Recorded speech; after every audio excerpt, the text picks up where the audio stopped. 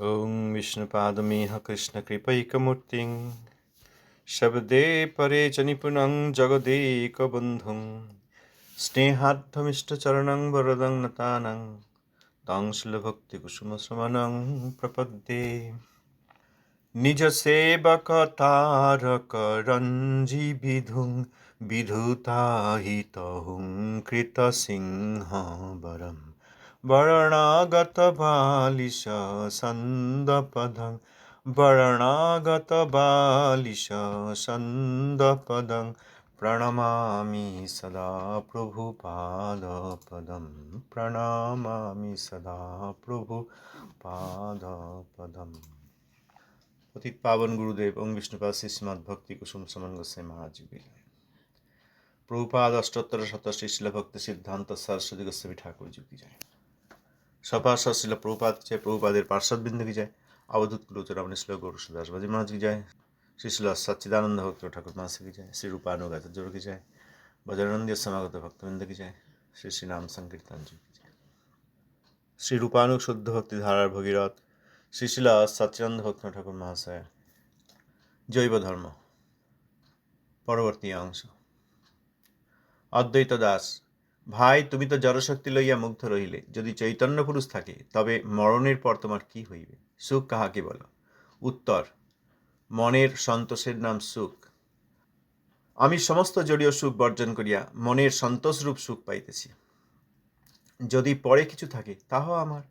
তুমি সন্তুষ্ট নও, যত ভোগ করো ততই ভোগ তৃষ্ণার বৃদ্ধি হয়। সুখ যে কি বস্তু তাহা বুঝিলে না। কেবল সুখ সুখ করিয়া ভাসিতে ভাসিতে একদিন পতন হইয়া দুঃখের সমুদ্রে পড়িবে। উনি বললেন, মা নিস্তারিণীর সেবা করো, শক্তি ছাড়া আর কিছুই নেই। শক্তি থেকেই এসেছো বা শক্তিতেই তুমি পুনরায় যাবে।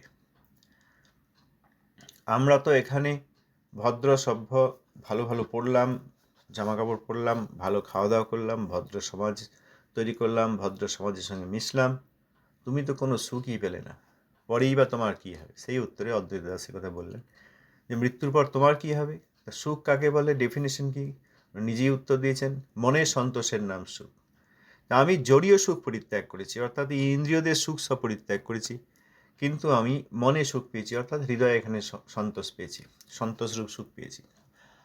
অতএব এই জগতে বৈষ্ণবগণ কিছু পাননি তা নয়, তারাই প্রাকৃত ইন্দ্রিয়ের সঙ্গে প্রাকৃত বস্তুর সংস্পর্শে যে প্রাকৃত তন্মাত্র লাভ হয়, তাতে যে ইন্দ্রিয়ের সুখ হয় সেইটি করেননি, কিন্তু হৃদয়ের সুখ তাঁদের মধ্যে রয়েছে। কৃষ্ণ সেবায় হৃদয়ের সুখ আছে।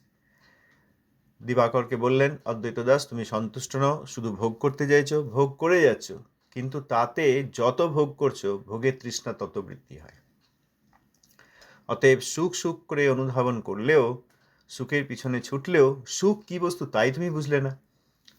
এই সুখ সুখ করতে করতে ভাসতে ভাসতে একদিন পতন হয়ে যাবে। দিবাকর বললেন, আমার যা হয় হবে, তুমি ভদ্রসঙ্গ ত্যাগ করিলে কেন? অদ্বৈত দাস, আমি ভদ্রসঙ্গ ত্যাগ করি নাই, বরং তাহাই লাভ করিয়াছি। অভদ্রসঙ্গ ত্যাগ করিবার চেষ্টা করিতেছি। এইটা আমরা কিছুতেই বুঝতে পারি না। যে যেখানে আমরা সেখানেই সঙ্গ করে, অসৎসঙ্গ করে মনে করি সেই ভালো। প্রাকৃত অসৎসঙ্গ আছে, আবার এই ভক্তির নামে অসৎসঙ্গ আছে, যেটি আরও ভয়ঙ্কর। অনেকেই করেন, কলিগুরু ত্যাগ করতে পারছেন না, তারপর বৈষ্ণব রূপের সঙ্গ ত্যাগ করতে পারছেন না অনেকে এই জগতে, কিন্তু মনে করছেন আমার খুব ভজন হচ্ছে বা আমি বৈষ্ণব সঙ্গে এসেছি। তাই নাকি যখন জিজ্ঞেস করলেন তুমি ভদ্রসঙ্গ ত্যাগ করলে কেন, কারণ ভদ্রসঙ্গ অর্থাৎ এই সভ্যতার সঙ্গ।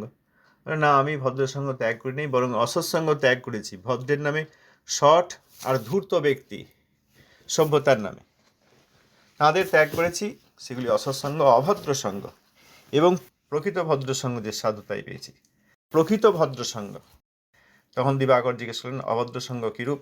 অদ্বৈত দাস বললেন, রাগ না করিয়া শুনো, আমি বলি। শ্রীমদ্ ভাগবত 4:30-33, যাবত্তে মায়া স্পৃষ্টা ভ্রমাম ইহ কর্মভি তাবৎ ভবৎ প্রসঙ্গানাং সঙ্গঃ স্যান্ন ভবে ভবে।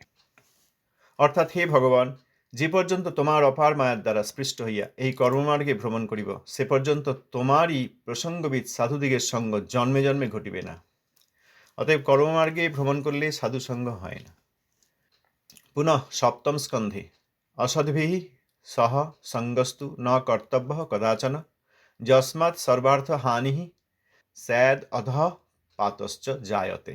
অর্থ দিয়েছেন এখানে যে কখনো ভগবত বহির্মুখ বুভুক্ষু ও মুমুক্ষুর সঙ্গ করিবে না, কেননা সেই সঙ্গ ফলে সকল পুরুষার্থ হানি ও অধঃপতন ঘটে। বুভুক্ষু অর্থাৎ ভোগী, যারা ভোগ করতে চান। মুমুক্ষু অর্থাৎ মুক্তিকামী, যে আমার মুক্তি হোক।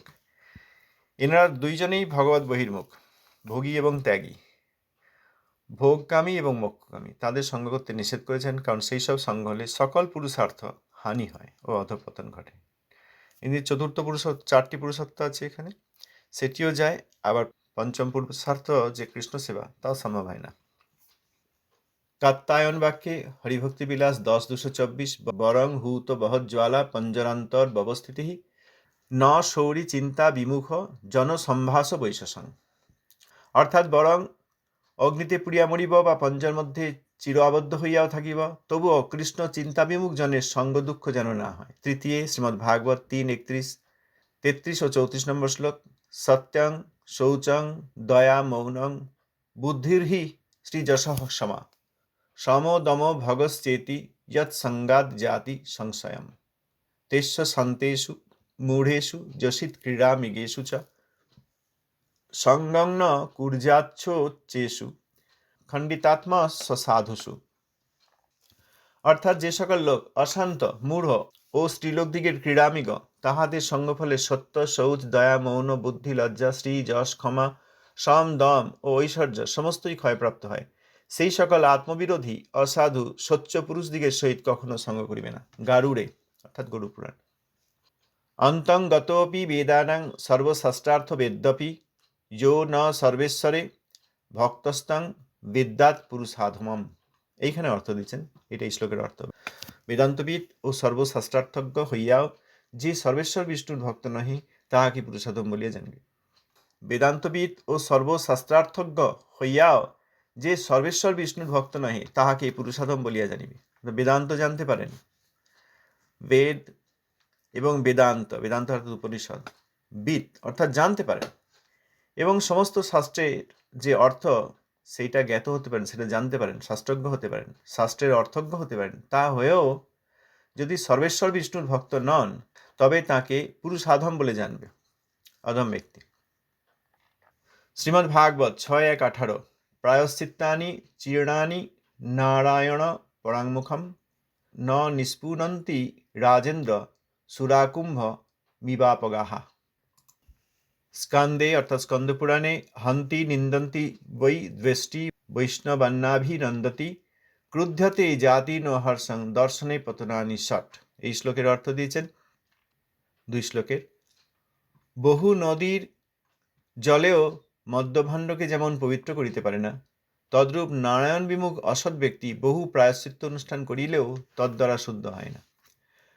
পরবর্তী শ্লোকের অর্থ দিচ্ছেন, বৈষ্ণবকে প্রহার করা, নিন্দা করা, বিদ্বেষ করা, অভিনন্দন না করা, ক্রোধ প্রকাশ করা এবং তাহার দর্শনে হৃষ্ট না হওয়া, এই 6টি অধঃপতনের কারণ। এই কথা আমরা অন্যান্য সময়ে অনেক আলোচনা করি, এখানে এই শ্লোকটি এসেছে।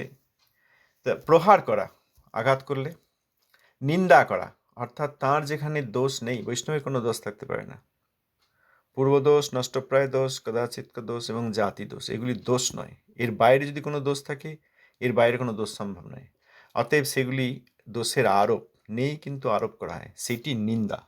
সেই রকম নিন্দা করলে, বিদ্বেষ করলে, অভিনন্দন না করলে, দেখলেই অভিনন্দন না করলে, প্রকট থাকলে অভিনন্দন, অপ্রকট থাকলে তাঁর ভজন কুটির সমাধি মন্দিরে সেখানে গিয়ে প্রণাম, তাকে বন্দনা করা, যার যেরকম ভজনের প্রভাব তার সঙ্গে কথা বলা, তার মাহাত্ম্য বর্ণন করা, এইগুলি যদি না করা হয়, এগুলি সবই অভিনন্দনের মধ্যে। ক্রোধ প্রকাশ করা, দেখলে আবার রাগ হয়, এরকম কলি ছিল। কলি নিজের দীক্ষাগুরুকে কখনো পরিক্রমা করে নেই। ওই পরম বৈষ্ণব প্রভুপাদের শিষ্য, তার মন্দিরের সামনে দিয়ে যাওয়া হবে, এই জন্য সে তার নিজের গুরুদেবের কখনো পরিক্রমা করে নেই। কলি নিজের দীক্ষাগুরুকে কখনো পরিক্রমা করে নেই, কেন না আর একজন প্রভুপাদের শিষ্যের সঙ্গে দেখা হয়ে যাবে। এই হচ্ছে কলির দুর্বুদ্ধি। ক্রোধ প্রকাশ করা এবং তাহার দর্শনের হৃষ্ট না হওয়া, এই 6টি অধঃপতনের কারণ। এগুলি বৈষ্ণবের সঙ্গে, বৈষ্ণব রূপের সঙ্গে নয়। দিগম্বর, এই সকল অসৎসঙ্গ করিলে জীবের মঙ্গল হয় না। এই সকল লোকের সমাজ সংগ্রহে কি লাভ আছে? অতএব বেশিরভাগ জগতে তো সব ওই রকমই ব্যক্তি। কেউ বেদান্তবিদ, কেউ সমস্ত শাস্ত্রে পারদর্শী, কিন্তু ভক্তি নেই। কেউ কর্মাদি করে এবং পাপ হলে প্রায়শ্চিত্তও করে, কিন্তু নারায়ণে পরাঙ্মুখ, নারায়ণে ভক্তি নেই। আবার অনেকে বৈষ্ণব নিন্দক। অতএব কর্মমার্গে হলো, ভোগ মার্গে হলো, মোক্ষ মার্গে হলো, মুক্তি পিপাসায় হলো, বেদান্তবিদ অর্থাৎ শাস্ত্রজ্ঞ হলো, কর্মে প্রায়শ্চিত্তাদি ধারণা আছে, প্রায়শ্চিত্ত করে, সেরকম হলো, কিন্তু তাদের মধ্যে ভক্তি না থাকলে। আর শেষকালে স্কন্দপুরাণ থেকে বললেন এই বৈষ্ণবের প্রতি এই 6টি অপরাধ। অতএব জগতে তো এইসব লোকেই ভর্তি কোনো না কোনোভাবে।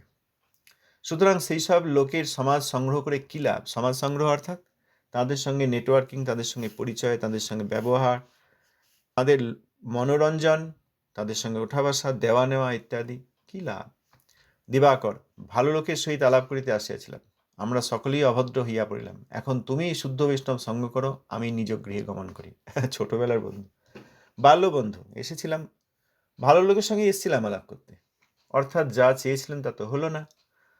এখন তিনি তো প্রমাণ করে দিলেন, এটাকে ব্যাখ্যা করেছেন, আর এখন এই শ্লোকগুলি বলে প্রমাণ করে দিলেন যে সভ্য করে শট এবং ধূর্ত এবং বৈষ্ণব অপরাধীদের সমাজ বলছো, সেখানে গিয়ে আমার সম্পর্ক করে কী লাভ? সমাজ সংগ্রহ, সমাজ বাড়িয়ে কী লাভ? তা আরও বন্ধু হবে, আরও পরিচিত হবে, আরও লোকে আমাকে জানবে, লোকে জানবে, আমার যশ করবে। যশ চাই, সেই জন্যই তো আমরা লোকের কাছে যাই। কেউ রূপ দেখে যশ করবে, সেজে গুজে যাই। তারপর কেউ আমার পাণ্ডিত্য থেকে যশ করবে, অর্থাৎ ভালো ভালো কথা বলি। কেউ ভদ্রতা দেখে, অর্থাৎ মনের ধূর্ততা, সঠতা লুকিয়ে রেখে বাইরে হাসবো, ভালো কথা বলবো, নীতির কথা বলবো, তাতেও আমার সম্মান বাড়বে। এই তো সম্মান চাই। ভালো লোকের সঙ্গে আলাপ করতে গেলাম, এখন আমরা সকলেই অভদ্র হয়ে পড়লাম। কেন এই সমাজটি অভদ্র? সভ্যতার নামে মনের মধ্যে এত অসভ্যতা, তো বুঝিয়ে দিলেন, ওনাদেরকে অভদ্র প্রমাণ করে দিলেন, এবং তাঁর ধারণার যেসব প্রাকৃত সমাজ। ওই জন্য বলছেন আমি যাই, আমরা সব অভদ্র হয়ে গেলাম, এখন তুমি শুদ্ধ বৈষ্ণব সঙ্গ করো। অদ্বৈত দাস মনে মনে হয়ে এসেছে, এখন একটু মিষ্ট কথা ভালো বলা ভালো।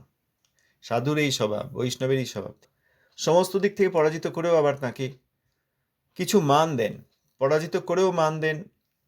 আর তবে হ্যাঁ, বৈষ্ণব অপরাধের ক্ষেত্রে তিনি কখনো আপোস করেন না। তাই একটু মিষ্টি কথা বলা যাক। ঘরে তো অবশ্যই যাইবে, তুমি আমার বাল্যবন্ধু, তোমাকে ছাড়িতে ইচ্ছা করে না। কৃপা করিয়া যদি আসিয়াছ, তবে এখানে কিয়ৎকাল থাকিয়া কিছু প্রসাদাদি পাইয়া যাও। বাল্যবন্ধু বলে ভালো কথা বললেন, ছাড়তে ইচ্ছে করে না। বৈষ্ণব অসৎসঙ্গ যত ত্যাগ করা যায় ততই ভালো। তাহলে ছাড়তে ইচ্ছা করে না, এই যে বললেন, এখানেও তো তার হৃদয়ে যা হচ্ছে, বাইরে সে কথা বললেন না, কেউ বলতে পারেন। এখানে তো তিনি কপট হলেন। এখানে তিনি কপট হননি, সাধু সরল। তিনি অসৎসঙ্গ ত্যাগ করার জন্য যা প্রয়োজন তাই করবেন, অসৎসঙ্গ ত্যাগ করার জন্য যেটি দরকার সেটি করবেন। আর ভালো কথা বললেন যদি পরে, অর্থাৎ ভবিষ্যতে কোনোদিন উপকার হতে পারে, কারণ তিনি চান সকলের মঙ্গল হোক। এখন এই ব্যক্তি এসে পরাজিত হয়ে গেলেন যুক্তিতর্কে, নিজেকে অভদ্র বুঝতে পারলেন, অর্থাৎ অভদ্র প্রমাণ করে দিলেন, তো নিজে অভদ্র বলে অভিমানও করলেন। যদি কখনো পরবর্তীকালে মঙ্গল হয়, এই জন্য তাঁর একটু প্রশংসা করে দিলেন যে তোমাকে ছাড়তে ইচ্ছে করে না, কৃপা করে এসেছো, প্রসাদ পেয়ে যাও। প্রসাদ দান করতে চান দিবাকর। কালিদাস, তুমি তো জানো আমার কিছু খাওয়া দাওয়া হয় না, আমি হব্বিশ্বাসী, হব্বিস্বান্ন পাইয়া আসিয়াছি, তোমাকে দেখিয়া আনন্দ লাভ করিলাম। আবার যদি অবকাশ হয় আসিব, রাত্রে থাকিতে পারিব না, গুরুদত্ত পদ্ধতি মতো কিছু ক্রিয়া আছে, আজ ভাই বিদায় লইলাম। অদ্বৈত দাস, চলো আমি তোমাকে নৌকা পর্যন্ত উঠাইয়া দিয়ে আসি। দিবাকর, না না, তুমি আপনার কর্ম করো, আমার সঙ্গে কয়েকটি লোক আছে। এই বলিয়া দিগম্বর শ্যামা বিষয়ক গান করিতে করিতে চলিয়া গেলেন। অদ্বৈত দাস আপন কুটিরে তখন নির্বিঘ্নে নাম করিতে লাগিলেন। এখানে আবার এই যারা প্রচার কথাটা বুঝতে পারেনি, তারা বলে ও তো এত বললেন, প্রচার করলেন, কিন্তু তার তো চেঞ্জ হলো না, পরিবর্তন হলো না। আমি এটা দেখেছি, তাই বলছি। এই যে আমাদের শ্রী শ্রী সরস্বতী সংলাপে প্রফেসর সাদার্সের যে কনভারসেশন আছে প্রভুপাদের সঙ্গে, সেইটা ওই আন্তর্জাতিক অপরাধী সংস্থা তারা কি করেছে, তারা আবার ওই ইংরেজিতে অ্যাজ ইট ইজ, মানে ইংরেজিতে আবার দিয়েছে। হয়তো তাদের কাছে ইংরেজি পাণ্ডুলিপি ছিল না, কিন্তু ওই বাংলাকে আবার ইংরেজিতে কনভার্ট করেছে। তা যাই করুক, সেইটা দিয়ে সেইখানে আবার প্যারেন্থেসিসে লিখে দিয়েছে professor Saunders was not ready to surrender. তিনি সারেন্ডার করতে তৈরি ছিলেন না। অতএব প্রভুপাদ বললেও তিনি যে তখনই বৈষ্ণব ধর্ম গ্রহণ করলেন না, অতএব সেটাই যেন জগতের লোক ভুল না বোঝে। এইগুলোই বৈষ্ণব অপরাধীদের দল, প্রভুপাদের সঙ্গে কোনো সম্পর্ক নেই, তারা কিছু বোঝে না। অনেক মনীষী, অনেক ব্যক্তি এসছেন, তারা তাদের নিজ নিজ স্থিতিতে আছেন, জীবের স্বতন্ত্রতা আছে, তারা হরিভজন করবেন কি করবেন না এটা তাদের সিদ্ধান্ত। এই স্বতন্ত্রতায় স্বয়ং ভগবানও বাধা দেন না। কোনো বিশেষ সৌভাগ্যবশত তাঁরা প্রভুপাদের দর্শন পেয়েছেন, প্রভুপাদের কাছে এসেছেন, প্রভুপাদ তাদেরকে হরিকথা বলেছেন। প্রচার অর্থে এইরকম নয় যে তখনই আত্মা কনভার্ট হয়ে যাবে। ও অনেক কর্মফল আছে, অনেক পাপ পুণ্যের হিসাব আছে। আবার জগতের লোক আমরা অশরণাগত, অতএব এই রেজাল্ট দেখে বিচার করতে যাওয়া আর সেখানে জাস্টিফাই করা, এটা অপরাধজনক। জাস্টিফাই করে দিচ্ছে। অপরাধ করলে আর তাদের হৃদয়ে কি বুদ্ধি থাকবে? জাস্টিফাই করে যে এই জন্য এইটা হলো না, সেটা তো উদ্দেশ্য ছিল না। প্রভুপাদ হরিকথা বলবেন, জীবের মঙ্গলের যুক্তিগুলি বুঝিয়ে দেবেন, তবে যা বললেন তার ফল সকলেরই হবে, সুফল সকলেই পাবেন। বর্তমানের পাপ পুণ্য কর্ম, জ্ঞান, ভোগ, মুক্তি পিপাসা, ভোগ পিপাসা ইত্যাদি, এইগুলির বিচার আছে। তো যাই হোক, প্রচার শব্দটাই তো এখন ভুলভাবে সংজ্ঞায়িত হয় বা দেখানো হয়। এখানে যাই হোক, ইনি চলে গেলেন দিগম্বর ওই শ্যামা বিষয়ক গান করতে করতে, অর্থাৎ মা নিস্তারণীর গান করতে করতে চলে গেলেন। অদ্বৈত দাস নিজের ভজন কুটিরে এলেন এবং নির্বিঘ্নে নাম গ্রহণ করতে লাগলেন। দানব প্রণাম। এই অধ্যায় কমপ্লিট হলো। আগামীকাল আমরা 10ম অধ্যায় পড়ব। আমি কয়েকজনকে এমনি লিখেছিলাম, কিন্তু দেখলাম কেউ বলছেন আমি মানে দিনহীন হয়ে তারা বলছেন ও আমরা তো বৈষ্ণব নই, ও আমাদের তো কোনো গুণ নাই। এইগুলো ভালো কথা, আমরা দিনহীন, আমরা অবৈষ্ণব, ভালো কথা, কিন্তু প্রকৃত প্রস্তাবে দীনতা আমরা বুঝতে পারিনি। আমাদের তো কোনো গুণ নাই, কিন্তু জগতে যে এত বৈষ্ণব অবমাননা হচ্ছে সব জায়গায় সর্বস্তরে, সেইখানে আমরা কে কি করলাম? কেউ কিচ্ছু করলাম না। এইটা কিন্তু ওই দীনতা নয় যে আমার কোনো গুণ নাই আমি কি করে করব, এ বলা যায় না। এইখানে আমরা পড়লাম 2-1 দিন আগে, অদ্বৈত দাস বললেন যে আমি দিনহীন বৈষ্ণবদের দাস, কিন্তু তার মানে এই নয় যে তিনি তার বাল্যবন্ধু এসেছেন, তার যে বাল্যবন্ধু এসেছেন তাকে যুক্তি, শাস্ত্র যুক্তির কথা বলে তার ভবিষ্যতে উপকার হোক এইটা চাইবেন না। আমরা কিন্তু সব ওই কি যে করি আমরা জানি না। যদি কেউ প্রকৃত অর্থে গৌড়ীয় বৈষ্ণবের আনুগত্য করেন তাহলে তিনি অবশ্যই গৌড়ীয় বৈষ্ণবের প্রতি বর্তমান জগতে লোকের যে ভুল ধারণা এবং অবমাননা বিদ্বেষ, বৈষ্ণব সেজে পূর্ব আচার্যগণের প্রতি অবজ্ঞা, এইগুলি যে দেখছেন, তাহলে স্বাভাবিকভাবেই তারা অ্যাকশন নিতেন। কিন্তু বলছেন না আমি তো শ্রবণ করছি, এখন আমার কীর্তনের যোগ্য হয়নি। তা শ্রবণ কোথায় করলাম? শ্রবণ মানে যে বিষয়ে শুনলাম সেই বিষয়ে আগ্রহী হওয়া, সেই বিষয়ে কাজ করা, শ্রবণ শ্রুত বিষয়ের সেবা করা, অর্থাৎ অ্যাকশন নেওয়া, listening and action. If I am listening but I am not taking action, then I am not listening. বাড়িতে মা বললো এই যা একটু দোকান এনে দে, ছেলেটা খেলতে চলে গেল। ছেলেটা কথা শোনে না, সে কি আর শোনেনি? তার কানে কি কথাটা যায়নি? হ্যাঁ গিয়েছে, কিন্তু সেই কথা অনুসারে সে কাজ করেনি, সেই কথাটি সে পালন করেনি। তখন বলে ছেলেটা কথা শুনল না। আমরাও সেরকম, আমরা অনেকে অভিমান করছি, অনেকে অভিমান করেন। তিনি গৌড়ীয় মঠে দীক্ষা নিয়েছেন, তাঁর গুরু মহারাজ বিশেষ মহাবৈষ্ণব, অবশ্যই গুরু মহারাজ বিশেষ মহাবৈষ্ণব, এবং মহাবৈষ্ণবের কাছে দীক্ষা হয়েছে। কিন্তু দীক্ষা হয়েছে দিব্য জন্মস্থ, করছেন কই? সেই পড়াশোনা করছে আর ব্যস্ত রয়েছে, বিভিন্ন দিকে ব্যস্ত রয়েছে, সব প্রায়োরিটি আছে, সেইগুলো সব হলে তখন এই লোয়েস্ট প্রায়োরিটি এইটা শোনা যাবে, আর শুনেও কিছু করা হবে না, করব না কিছু। ঠিক কী করা দরকার বুঝতেও পারছি না, আর বুঝতে পারলেও করছি না।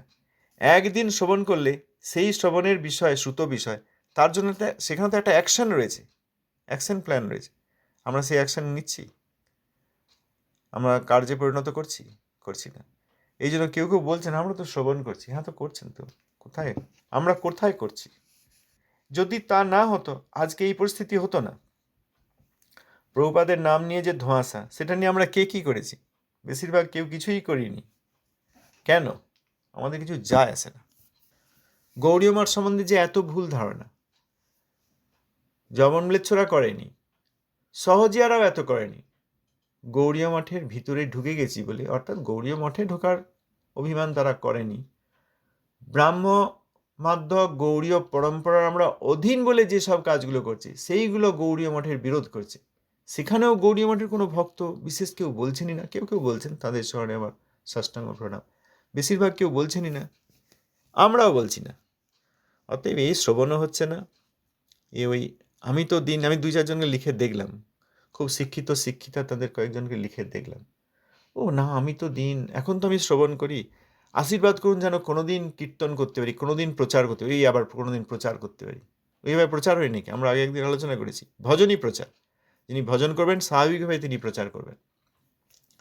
সেই প্রচারটাই বর্তমানের সংজ্ঞার প্রচার নয়। এখন বলি কি হবে? কোনো লাভ নেই। যদি দেখা যায় কিছু সুবিধা হচ্ছে না, তাহলে আর এই লোক সমক্ষে আসার দরকার নেই। এসব নিজে হরিকথা নিজে গ্রন্থাদি যেমন পড়া হয় সেরকম পড়তে হবে, আর এই লোকের মুখ দেখার দরকার নেই। যাই হোক, কেউ কিছু বলতে চান তো বলুন, না হলে আমরা আবার আগামীকাল পরবর্তী 10ম অধ্যায় পড়ব, নিত্য ধর্ম ও ইতিহাস। জয় গুরুদেব, জয় প্রভুপাদ।